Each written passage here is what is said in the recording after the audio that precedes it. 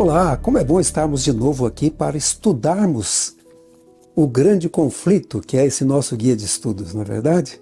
Começamos já a semana passada, vocês já devem ter assistido os 2 vídeos que eu coloquei sobre o assunto e vamos continuar o nosso estudo, na verdade o nosso segundo estudo, nossa segunda lição, não é? Se você não assistiu ainda aos vídeos anteriores, por favor, volte lá atrás, dá uma pesquisada aí, né? E assista aí a linha do tempo do grande conflito, que é um plano geral, e assista também a lição número 1, que trata aí do início desse grande conflito. E uma coisa importante, se você tiver alguma dúvida, por favor, pergunte, escreva, tá? Eu vou ficar muito feliz. Uma coisa interessante que uma pessoa me escreveu foi sobre a questão da autora do livro Grande Conflito, Ellen White. Ellen White é uma escritora que escreveu muitos livros. Nós, adventistas do sétimo dia, acreditamos que uma pessoa, para escrever como ela escreveu, tem que ter uma iluminação do céu, tem que ser uma pessoa inspirada, né? Mas isso não é a Bíblia, isso é um livro. E o Grande Conflito trata da história do cristianismo. E agora, não só da história do cristianismo, porque ele trata também das profecias da Bíblia Sagrada, especialmente as profecias finais.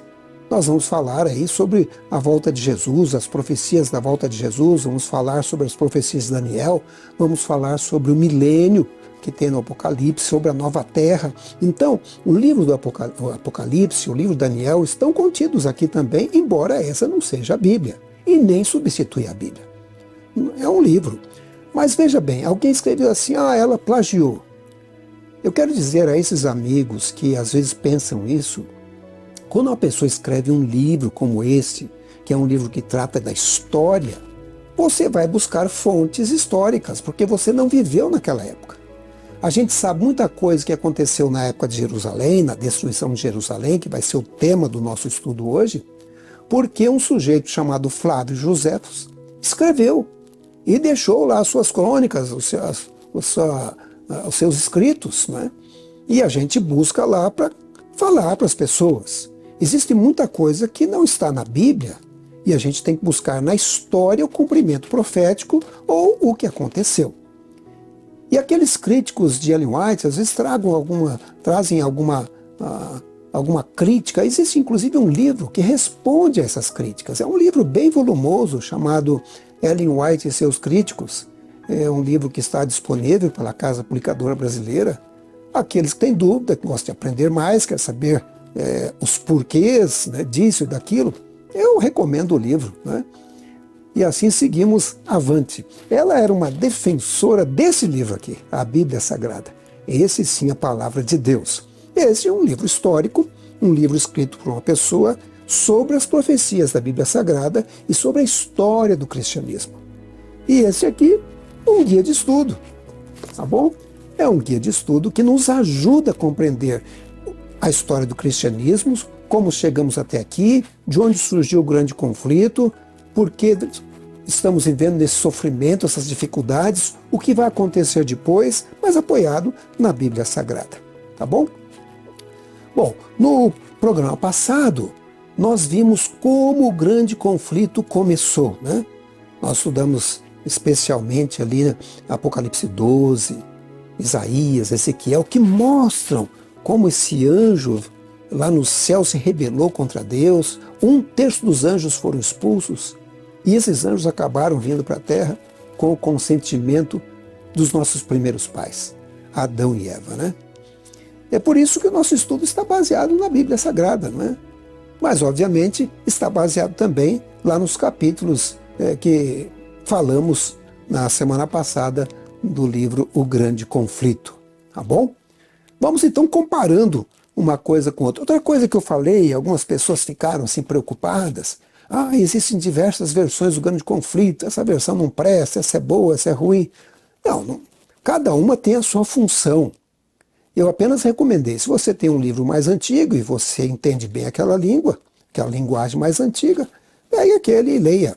Mas este livro aqui que está sendo distribuído é muito bom também, numa linguagem mais contemporânea, e sempre que eu citar ou da internet, ou deste livro, ou mesmo nessa versão também contemporânea para os jovens, eu vou colocar a fonte.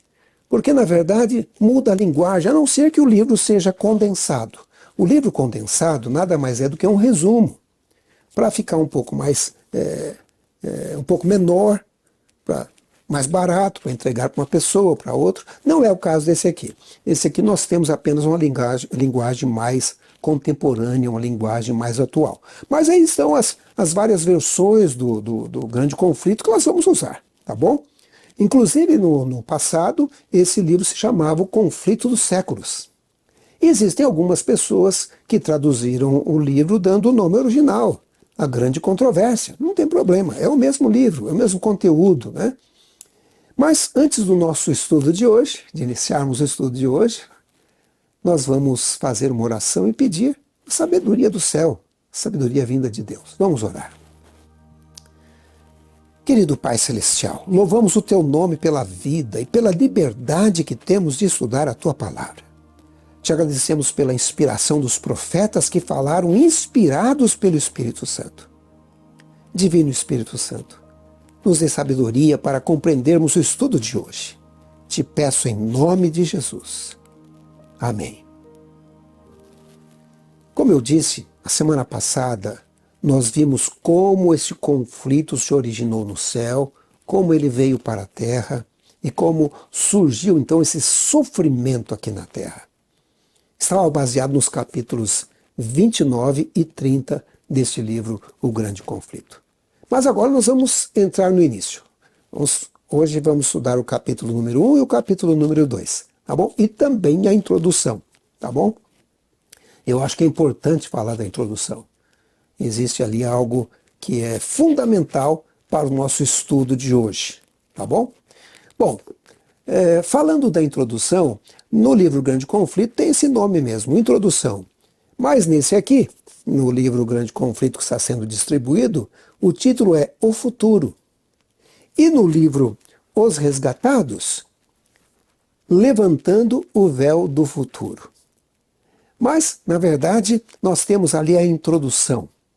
Eu quero dizer para vocês que eu vou colocar sempre as coisas numa linha do tempo para a gente se situar, porque o grande conflito ele vai se movimentando através da história, passando pelos nossos dias, indo até depois do milênio, até a época da Nova Terra, que ainda está no futuro. Vocês sabem que quando Deus criou esse mundo, Adão e Eva tinham plena comunhão com Deus. Eles conversavam com Deus face a face. Mas quando veio o pecado, essa comunicação foi interrompida. Eles tiveram que ser expulsos do paraíso e não mais tinham essa comunicação franca com Deus e com Jesus. E Deus então passou a usar os profetas para se comunicar com o homem, né? Cerca de 2000 anos depois, nós temos ali o concerto que Deus faz com Abraão, um profeta de Deus, né? E esse concerto, então, é feito com Abraão e sua descendência. Havia se passado 2000 anos desde a criação e desde o pecado, aproximadamente, não é? Depois nós vemos Moisés. Até ali, as coisas vinham assim oralmente. Parece que a cabeça do homem, o cérebro era muito ágil e as pessoas conseguiam memorizar mais facilmente. Mas Moisés percebeu que tinha que escrever. Ele foi educado no Egito, não é? E ele começa agora a escrever a Bíblia Sagrada. Gênesis, Êxodo, os 5 primeiros livros da Bíblia escritos por Moisés e mesmo o livro de Jó. Então, veja, ali começa a palavra de Deus escrita. Ali nós vemos também outros profetas deixando os seus escritos. O profeta Isaías, o profeta Daniel, não é? Samuel deixando os seus escritos. E aí você começa então a conhecer a história, o plano da redenção de Deus através dos profetas. Mas, mais 2000 anos se passaram, então cerca de 4000 anos, e vem Jesus, o Messias. Messias que foi predito nas profecias, e agora, novamente, o ser humano podia falar face a face com Jesus, pelo menos por um curto período de tempo de 33 anos aproximadamente. Mas Jesus ressuscita, vai para o céu, os discípulos, alguns deles começam a escrever, os apóstolos, nós vemos Paulo escrevendo as suas cartas, né? E aí surge a Bíblia Sagrada, que é a maneira que temos hoje em dia de conversarmos com Deus através da palavra de Deus, né?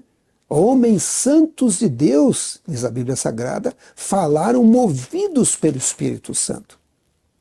E nós temos então a Bíblia Sagrada, e já vivemos nesse mundo por cerca de 6.000 anos, não é? E Ellen White fala isso daqui na introdução do livro Grande Conflito. Veja o que ela diz. O grande conflito entre o bem e o mal vai se tornar cada vez mais intenso até o fim dos tempos. À medida, porém, que a igreja se aproxima do seu livramento final, Satanás age com maior poder. Ele vem cheio de fúria, pois sabe que lhe resta pouco tempo. Isso está em Apocalipse 12, verso 12. Ele trabalhará com todo o poder, com sinais e com maravilhas enganadoras, diz 2 Tessalonicenses capítulo 2, verso 9. Ao longo de 6.000 anos, esse ser de extrema inteligência, que no passado foi um dos maiores dentre os anjos de Deus, dedicou toda a sua energia à obra do engano e da ruína. Isso está na introdução, lá no Grande Conflito, na página 12. Então vejam vocês, Ellen White já coloca aí que o período de engano e ruína já foi determinado por Deus num período de 6.000 anos. Pelo menos é o que ela diz. É o que podemos entender através dos seus escritos, né? E nós estamos vivendo aí já quase 6.000 anos de pecado nessa terra. Bom, vamos então para o capítulo número 1. O capítulo número 1 do livro Grande Conflito. E, obviamente, estamos estudando aqui a lição da Escola Sabatina, não é verdade? Se você tem a sua, pegue a sua lição. Se você não tem, entre na internet aí está o link da lição e comece a estudar junto conosco, tá bem? Se não tem o livro, peça numa igreja adventista, alguém vai lhe dar esse livro graciosamente ou compre na casa publicadora. Mas o capítulo 1, ele tem o seguinte título, no Grande Conflito da capa cinza: A destruição de Jerusalém e o destino do mundo. No Grande Conflito da internet, predito o destino do mundo. No Grande Conflito que está sendo distribuído, a destruição. E no Grande Conflito que é chamado Os Resgatados, uma previsão do destino do mundo. Vocês já perceberam que trata-se da destruição de Jerusalém, mas que também está ligado com o destino do mundo, não é? E a lição 2, ela tem o seguinte título: A questão central, amor ou egoísmo? Esse é o grande conflito, o amor contra o egoísmo. Deus é amor, Satanás é egoísta, né? E temos aí o verso principal do nosso guia de estudo, que está em Isaías 41, verso 10. Diz assim: Não tema, porque eu estou com você. Não fique com medo, porque eu sou seu Deus. Eu te dou força, sim. Eu o ajudo, sim. Eu o seguro com a mão direita da minha justiça. Já há quase 6.000 anos, Satanás tem agido para promover a destruição e engano em nosso planeta. Ele é um inimigo que tem ódio no coração. Ele vem para caluniar, ele vem para destruir, ele vem para matar. Deus é amor, Deus é verdade, Deus é misericórdia.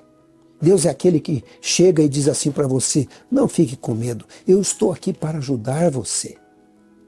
Que maravilha! E foi assim que há cerca de 2.000 anos atrás, Deus enviou Jesus a este mundo para morrer e para resolver o problema do pecado de uma vez por todas, né? E no livro Grande Conflito, diz ou mostra que Jesus está lá no Monte das Oliveiras conversando com os discípulos. Isso, obviamente, baseado em Mateus capítulo 24 e Lucas capítulo 21. Jesus estava olhando ali e ele começa a profetizar sobre a destruição de Jerusalém e também do fim do mundo. Ele estava no Monte das Oliveiras, de onde ele podia ver o templo. Os discípulos estavam encantados com o templo. E Jesus fala para eles que aquele templo seria destruído. E eles falam assim: deve ser o fim do mundo, né? e pergunta: Senhor, quando vai acontecer isso aí? Que sinal haverá do fim do mundo? E Jesus então começa a falar aos discípulos sobre a destruição de Jerusalém. Vamos ler primeiro em Lucas 19, 41 a 44.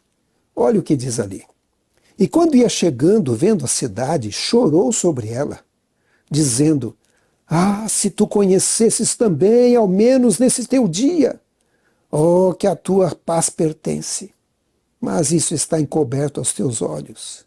Porque dias virão sobre ti, em que os teus inimigos te cercarão de trincheiras e te sitiarão, e te estreitarão de todos os lados, e te derrubarão, a ti e aos teus filhos que dentro de ti estiverem, e não deixarão em ti pedra sobre pedra, pois que não conheceste o tempo da tua visitação.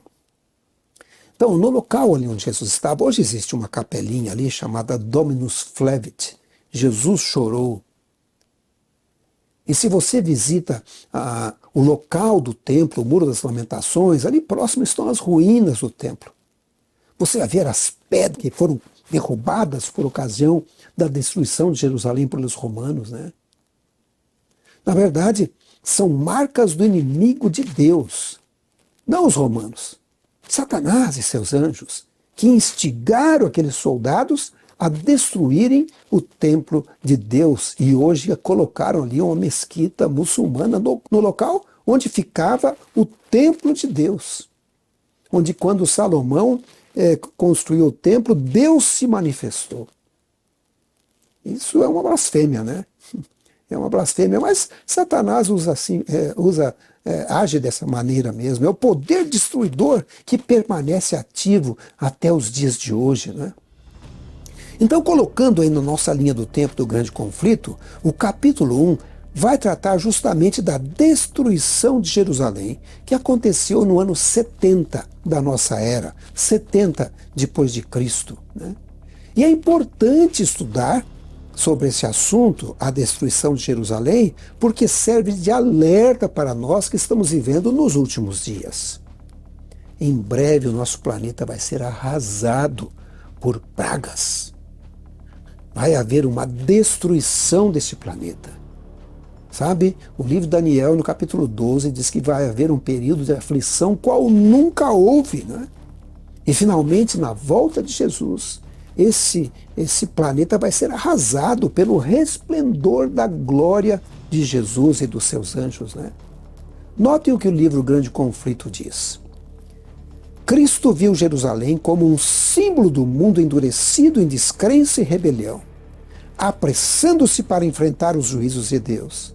O grande pecado dos judeus foi rejeitar a Cristo.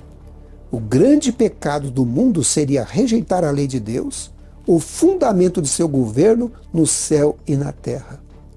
Então vejam vocês que os judeus rejeitaram a Jesus. E agora as pessoas rejeitam a lei de Deus, ou seja, estão rejeitando a Deus também. E, finalmente, essa terra será destruída. E o livro Grande Conflito continua dizendo: Cristo lhes apresentou aos discípulos, né, uma síntese de acontecimentos importantes antes do fim dos tempos. A profecia tinha dois significados. Enquanto prefigurava a destruição de Jerusalém, também predizia os terrores do grande dia final. Então a profecia tinha dois significados. Ele mesclou os sinais, né? Ali havia os sinais da destruição de Jerusalém, mas também sinais para os nossos dias, para o fim dos tempos. Por isso que é importante estudar. Quando a gente lê Mateus capítulo 24, nós temos ali vários sinais. Talvez voltemos algumas vezes em Mateus 24, mas vamos ler hoje Mateus 24, dos versos 15 até o verso 20. Quando, pois, virdes que a abominação da desolação, de que falou o profeta Daniel, está no lugar santo, quem lê entenda. Então os que estiverem na Judéia fujam para os montes, e quem estiver sobre o telhado não desça a tirar alguma coisa de sua casa. E quem estiver no campo não volte atrás a buscar as suas vestes. Mas ai das grávidas e das que amamentarem naqueles dias, e orai para que a vossa fuga não aconteça no inverno, nem no sábado. Olha que interessante o que Jesus fala aqui. Ele falou para eles, olha, o profeta Daniel falou que esse local vai ser assolado por alguma coisa abominável. Então, quando vocês verem essa abominação aqui em volta, no lugar santo, ali havia o santo e o santíssimo, ou seja, no templo de Deus, vocês devem fugir. Fujam para os montes. Né? E aí ele fala, ó, se você estiver no telhado, nem entre dentro de casa, já vai dali mesmo. Tem urgência. Quem está no campo nem volte para casa, vai dali mesmo. Fala que haveria problemas, por isso que as grávidas sofreriam, e menciona inclusive o sábado, ou seja, o sábado estaria válido mesmo na destruição de Jerusalém no ano 70. Veja que interessante, né? Algumas pessoas dizem que o sábado foi abolido por Jesus. Não podia ser, se ele está falando aqui que as pessoas orassem para não fugir no sábado. Sinal que o sábado era importante para ele mesmo mais de 30 anos depois, né? De que ele foi para o céu. Então Jesus misturou os sinais da destruição de Jerusalém com os sinais do fim do mundo. E também apontou para as profecias de Daniel, e é por isso que a gente está estudando aqui no canal Chegou a Hora, as profecias de Daniel, ou melhor, do livro de Daniel. Começamos uma visão geral, capítulo 1, capítulo 2, capítulo 3, capítulo 4. Estamos estudando. Se você ainda não assistiu um dos vídeos sobre Daniel, por favor, vamos fazer o curso juntos. Divulgue para as pessoas aí, vamos estudar Daniel. Tem uma bênção especial para as pessoas que estudam o livro de Daniel e o livro do Apocalipse, né? E esse sinal, ou sinais dados aos discípulos, foram para os judeus em Jerusalém, e muitos sinais se aplicam para os nossos dias, né? O nosso guia de estudo, a lição da Escola Sabatina, ela diz assim: Jerusalém foi devastada. Devido à rebelião, perderam a proteção do Senhor. Deus sempre intervém para limitar os resultados das escolhas de seu povo. Ele permite que as consequências naturais da rebelião se desenvolvam. Deus não causou a matança de crianças inocentes. A morte dos inocentes foi um ato de Satanás, não de Deus. Às vezes as pessoas acham que, falam assim, né? Foi Deus quem quis. Não, Deus queria esse mundo perfeito. Mas ele deu liberdade ao ser humano, porque ele não obriga as pessoas. E vai chegar um momento que ele vai trazer juízo sobre a terra. E aqueles que agiram de modo errado vão sofrer as consequências, né? O grande conflito, na página 17, ele fala sobre essa questão do porquê que foi dado esse juízo sobre Jerusalém. Ellen White diz assim: em sua recusa obstinada em se arrepender, os judeus rejeitaram a última oferta de misericórdia. Então Deus retirou deles a sua proteção. A nação foi deixada sob o controle do líder que haviam escolhido. Satanás incitou as paixões mais vorazes e baixas. As pessoas perderam a razão. O temor do Senhor não os incomodava mais. Satanás era o chefe da nação. Você já imaginou?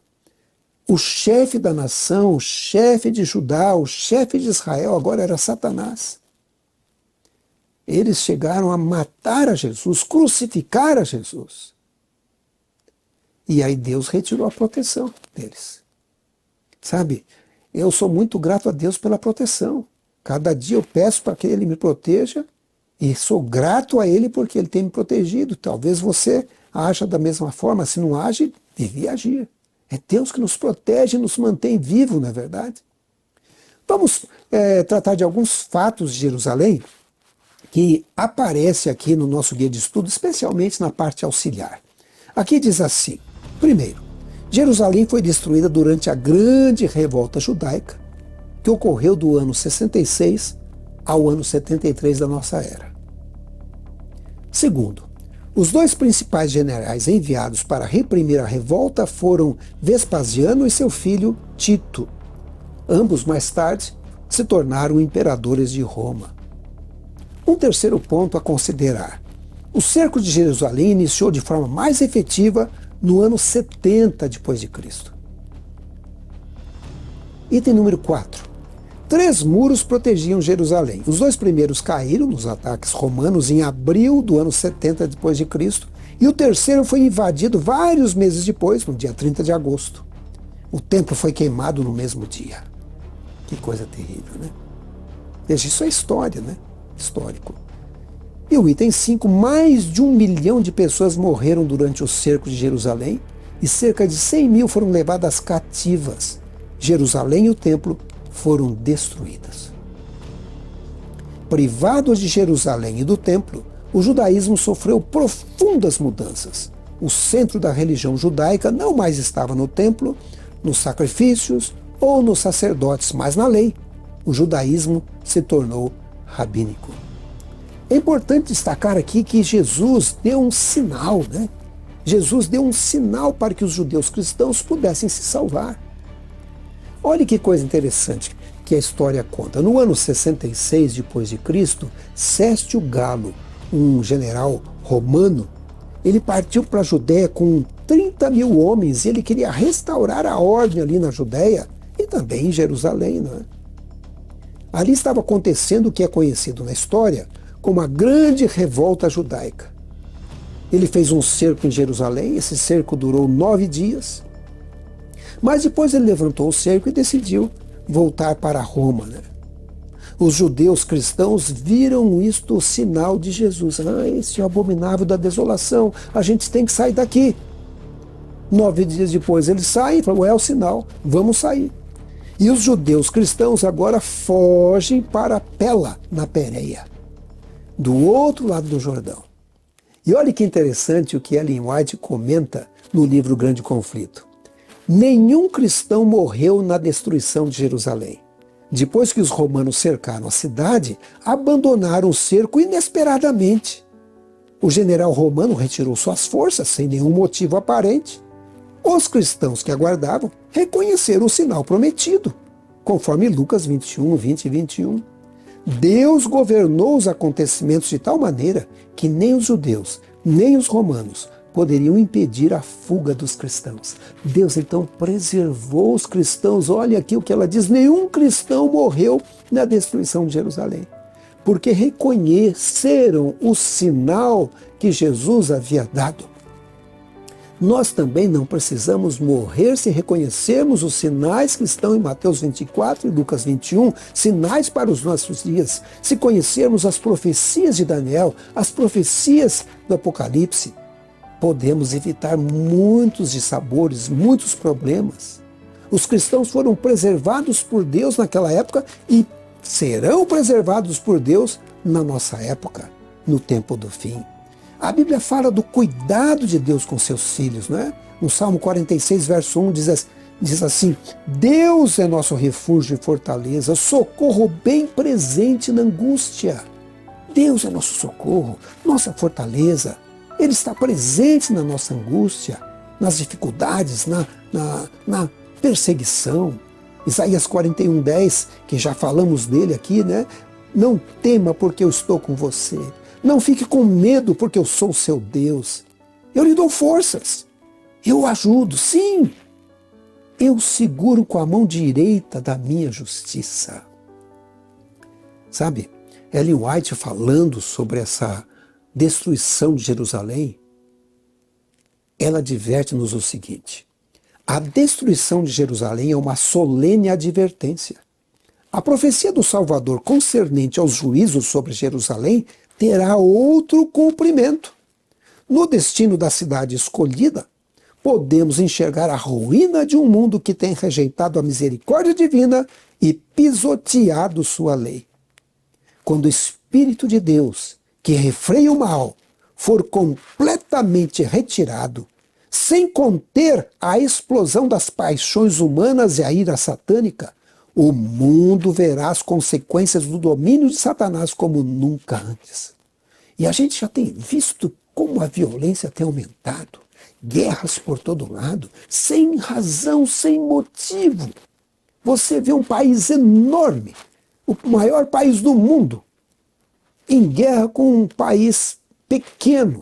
Para quê? Não é? Você vê pessoas sendo mortas a troco de nada, a troco de um celular, em troca de uns trocados. A violência, pessoas sendo violentadas, as pessoas com medo, desmaiando de terror, não é? E Ellen White segue dizendo no livro Parábolas de Jesus: o pecado do mundo moderno é o pecado que arruinou a Israel. Ingratidão para com Deus, menosprezo das oportunidades e bênçãos, a egoísta apropriação das dádivas de Deus. Isso está causando hoje a ruína do mundo. As lágrimas que Cristo derramou no Monte das Oliveiras ao contemplar a cidade escolhida não eram somente por Jerusalém. No destino de Jerusalém, viu a destruição do mundo. Quando a gente olha para a história de Jerusalém, a destruição de Jerusalém, a gente pode ver o que vai acontecer dentro de pouco tempo na destruição do mundo, no tempo do fim.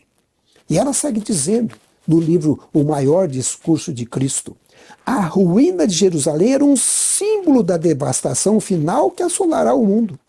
As profecias que tiveram seu cumprimento parcial na queda de Jerusalém têm aplicação mais direta aos últimos dias. Estamos no limiar de acontecimentos grandiosos e solenes. Uma crise está diante de nós como o mundo jamais presenciou. Por isso que é importante estudar as profecias em Mateus 24, Lucas 21, as profecias de Daniel, as profecias de Apocalipse. A história vai se repetir. E vai se repetir nos nossos dias, na verdade. Bom, vamos passar então para o capítulo número 2 do livro Grande Conflito. O capítulo número 2 trata do período dos mártires, quando os cristãos começam a ser perseguidos, né? Ali os primeiros séculos do cristianismo, conforme colocamos aí na nossa linha do tempo do Grande Conflito. E o título do capítulo 2, nas diferentes versões do livro Grande Conflito, é o seguinte: no Grande Conflito Cinza, os mártires dos primeiros séculos. No Grande Conflito da internet, o valor dos mártires. No livro Grande Conflito, que está sendo distribuído, a perseguição. E no Grande Conflito, os resgatados, os primeiros cristãos, leais e verdadeiros. Então, vocês já perceberam que o capítulo 2 vai tratar justamente do início do cristianismo, como é que a coisa vai indo, né? E eu decidi extrair alguns textos desse livro aqui, Os Resgatados. Os Resgatados, o Grande Conflito na linguagem de hoje. É interessante, viu? Está numa linguagem mais acessível porque ele é destinado especialmente aos jovens, à juventude, aos adolescentes, né? Mas, olha, eu que não sou mais adolescente, eu achei muito interessante, gostei da leitura, tá bom? Serve para você também. Vejam, por exemplo, o que diz aqui a página 24 deste livro. A perseguição começou com Nero e continuou por séculos. Muitos cristãos foram jogados às bestas selvagens ou queimados vivos em anfiteatros. Alguns foram crucificados, outros foram cobertos com peles de animais selvagens e lançados à arena para ser despedaçados por cães. Sabe, o início do cristianismo foi muito difícil. Porque Nero, o imperador romano, instigado pelo diabo, pelo inimigo, por Satanás, ele passa a perseguir os cristãos, já que ele não podia perseguir o quem? Jesus. Vocês lembram de Apocalipse capítulo 12? Lá diz que Jesus, o filho da mulher, foi levado no céu. Então agora o que o diabo faz? Começa a perseguir o remanescente. E aí começa essa perseguição.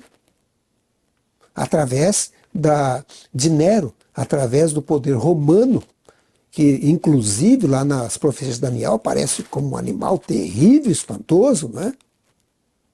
E os cristãos tiveram que fugir, tiveram que se esconder.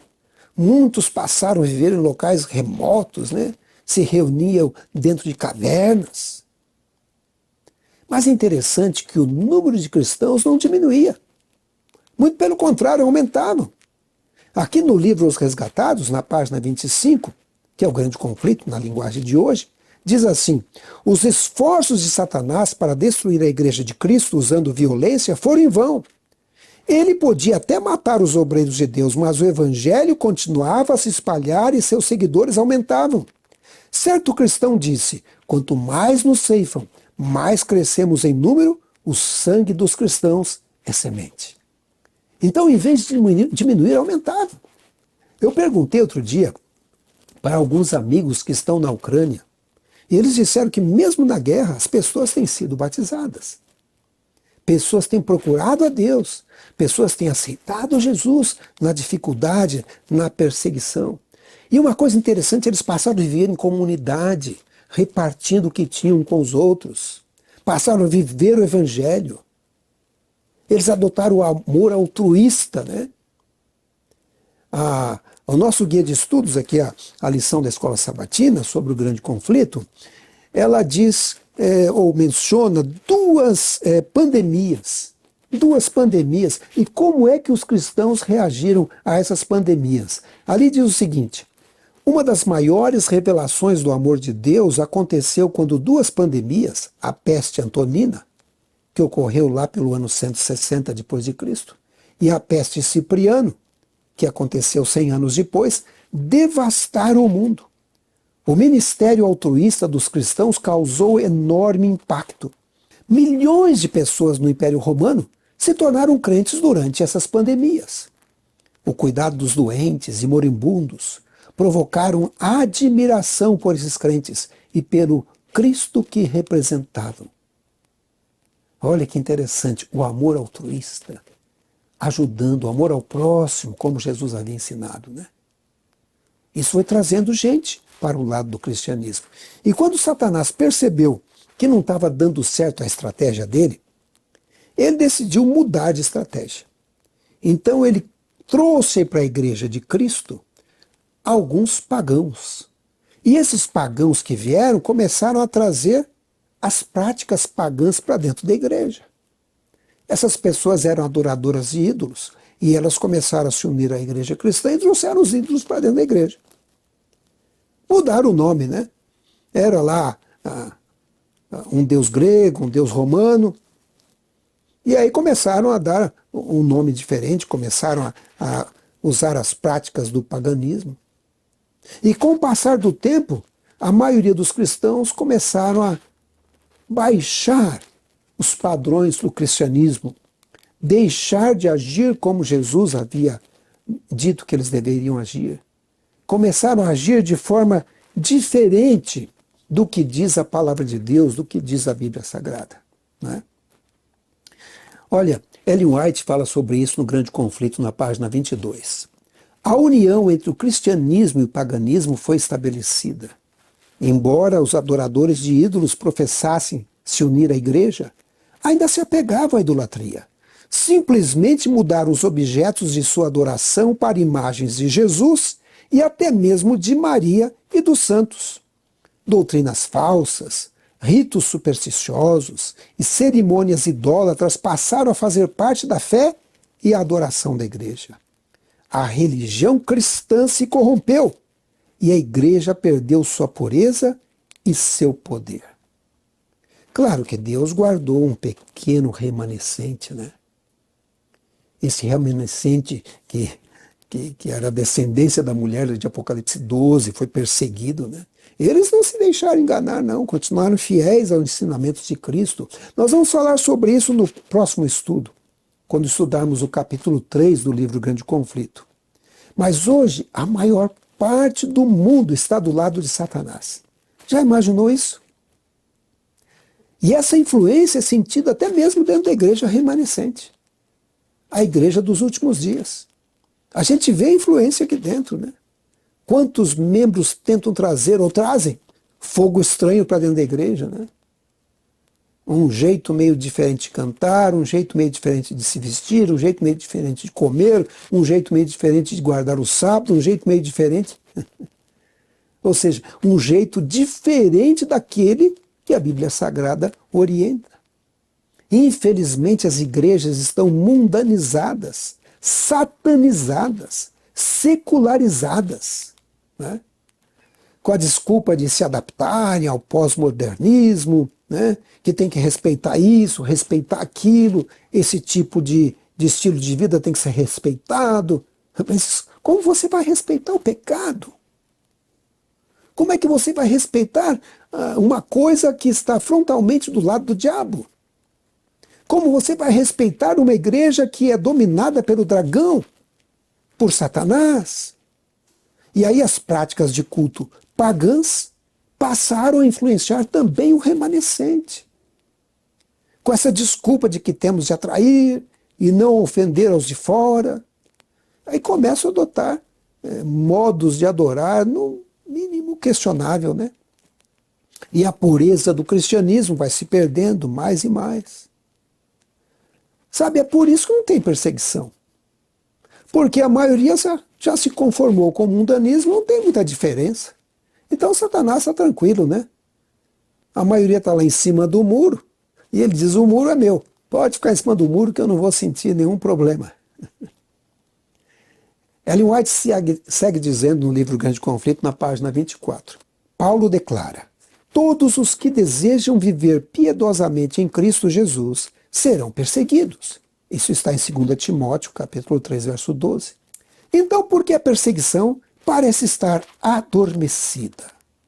O único motivo é que a igreja se conformou ao padrão do mundo e, por isso, não desperta a oposição. A religião de nossos dias não é a fé pura e santa de Cristo e de seus apóstolos. É só haver um reavivamento da fé da igreja primitiva que os fogos da perseguição serão acesos novamente. Sabe, nos dias finais vai ter um grupo que vai se apegar ao Espírito Santo, vai receber a chuva serôdia, vão escolher o selo de Deus e vão ser perseguidos. Aqueles que aceitarem a marca da besta, se conformarem com o mundo, né, disserem não tem tanto problema assim, não serão perseguidos. Lembram lá dos 3 hebreus, que não se ajoelharam diante da estátua? Eles foram lançados lá dentro da fornalha ardente. Os outros que ajoelharam, não aconteceu nada, né? Infelizmente, a maioria vai se ajoelhar, né? Eu gostaria, inclusive, de destacar para vocês que no canal Chegou a Hora eu tenho me esforçado para mostrar para vocês o tempo em que estamos vivendo e a necessidade que temos de estarmos vigiando, porque estamos esperando a volta de Jesus para os nossos dias. No início do programa nós colocamos um texto de Ellen White, não é? Me permite ler novamente esse texto do Grande Conflito, que está lá na introdução. Olha o que diz lá. O grande conflito entre o bem e o mal vai se tornar cada vez mais intenso até o fim dos tempos. Ou seja, vai piorar. À medida, porém, que a igreja se aproxima do seu livramento final, Satanás age com maior poder, ele vai aparecer aí. Na verdade, o livro do Apocalipse, a gente entende que ele vai, inclusive, fazer uma volta de Jesus falsa, né? Dizendo que ele é o Cristo, né? Ele vem cheio de fúria, pois sabe que lhe resta pouco tempo. Está Apocalipse 12, verso 12. Como é que ele sabe que resta pouco tempo para ele? Ele estudou as profecias. Ele percebe que o tempo está chegando ao final, que esses 6 milênios estão terminando, né? Ele trabalhará com todo o poder, com sinais e com maravilhas enganadoras, de acordo com 2 Tessalonicenses capítulo 2, verso 9. Ao longo de 6.000 anos, esse ser de extrema inteligência, que no passado foi um dos maiores dentre os anjos de Deus, dedicou toda a sua energia à obra do engano e da ruína. Sabe, aqui na Bíblia Sagrada, a gente pode perceber que Deus trabalha em ciclos de 7. Eu sugiro que você assista aos vídeos sobre esse assunto aqui no canal Chegou a Hora. Eu fiz aqui um gráfico que eu até mostro em um dos vídeos, né? Como esses ciclos de 1000 anos vão passando. Depois de 4.000 anos, Jesus é enviado à Terra. E nós estamos vivendo aqui em 2024, muito próximo ao final do 6º milênio. Em breve vai se iniciar o 7º milênio, que é o milênio descrito no livro do Apocalipse, em que os salvos estarão na nova terra, ou melhor, estarão no céu, né? E depois virão para essa terra que será renovada por Deus, né? No Grande Conflito, na página 20, Ellen White diz: o mundo não está preparado para crer na mensagem desta vez do que na época em que os judeus receberam a advertência do Salvador sobre Jerusalém. Não importa quando virá, o dia do Senhor chegará de surpresa aos ímpios. Então a volta de Jesus vai ser surpresa. Será como ladrão, mas para os ímpios. Porque o próprio apóstolo Paulo, em 1 Tessalonicenses capítulo 5, versos 4 a 6, ele diz: mas vós, irmãos, já não estáis em trevas para que aquele dia vos surpreenda como um ladrão. Porque todos vós sois filhos da luz e filhos do dia. Nós não somos da noite nem das trevas. Não durmamos, pois, como os demais, mas vigiemos e sejamos sóbrios. Ou seja, você estuda as profecias, você sabe o tempo que você está vivendo. Você estuda Mateus 24 e observa os sinais que estão acontecendo nos nossos dias. Você estuda Lucas capítulo 21 e percebe os sinais que estão acontecendo. Você estuda as profecias de Daniel e Apocalipse e percebe em que tempo você está vivendo. Você não será pego de surpresa. Mas Ellen White diz que para os ímpios venha quando vier.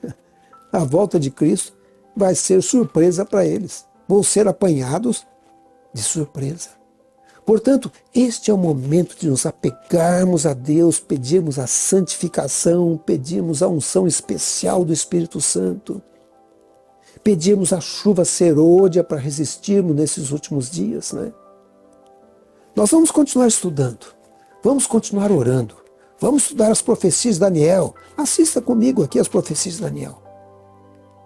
Há uma bênção especial no estudo de Daniel e no estudo do Apocalipse. Vamos continuar estudando. Vamos orar. Querido Pai Celestial, te agradecemos porque o Senhor é bom e sua misericórdia dura para sempre.